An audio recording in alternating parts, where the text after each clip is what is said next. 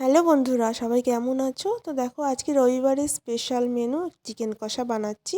সরষের তেলের মধ্যে গোটা জিরে, শুকনো লঙ্কা, তেজপাতা ফোড়ন দিয়ে দিয়েছিলাম। তারপরে পেঁয়াজটাকে ভালো করে ভেজে নিলাম। আলুটা কিন্তু আমি আগেই নুন হলুদ দিয়ে ভেজে রেখেছিলাম। আর তারপরে এখানে আমি দিয়ে দিচ্ছি আদা, রসুন, কাঁচা লঙ্কা বাটা।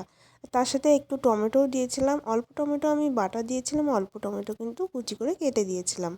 তো মশলাটা কষাতে কষাতে এখানে আমি গুঁড়ো মশলা অ্যাড করে দিলাম। লঙ্কা গুঁড়ো, হলুদ গুঁড়ো, ধনে গুঁড়ো, জিরে গুঁড়ো সব একসঙ্গে কিন্তু অ্যাড করে দিলাম। আর তারপরে এখানে নুনও দিয়ে দিলাম।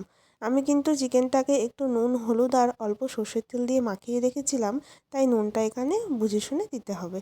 তো দেখো, মশলাটা খুব সুন্দর কষা হয়ে গেছে, মশলা গা থেকে তেলও ছেড়ে এসছে। এবারে চিকেনটা দিয়ে দিলাম। দিয়ে কিন্তু গ্যাসের ফ্লেমটাকে লো রেখে ভালো করে কিন্তু চিকেনটাকে কষিয়ে নিতে হবে। আমি যেহেতু ঝোল করব না, কষা কষা করব, তাই গ্যাসের ফ্লেমটাকে লো রেখে রেখে কিন্তু চিকেনটা খুব সুন্দর করে কষিয়ে নেব। তো কিছুক্ষণ পর চিকেন থেকে কিন্তু এত পরিমাণে জল বেরিয়েছে, আর এর মাঝখানে আমি আলুও দিয়ে দিয়েছিলাম। যেহেতু কষা কষা করব, তাই এই জলেই কিন্তু আলুগুলো সিদ্ধ হয়ে যাবে। তাই কিন্তু আলুটা আমি আগেই দিয়ে দিয়েছি। তো দেখো, আমার রেডি হয়ে গেছে। গরম মশলা গুঁড়ো দিয়ে নামিয়ে নেব। দারুণ হয়েছিল কিন্তু খেতে।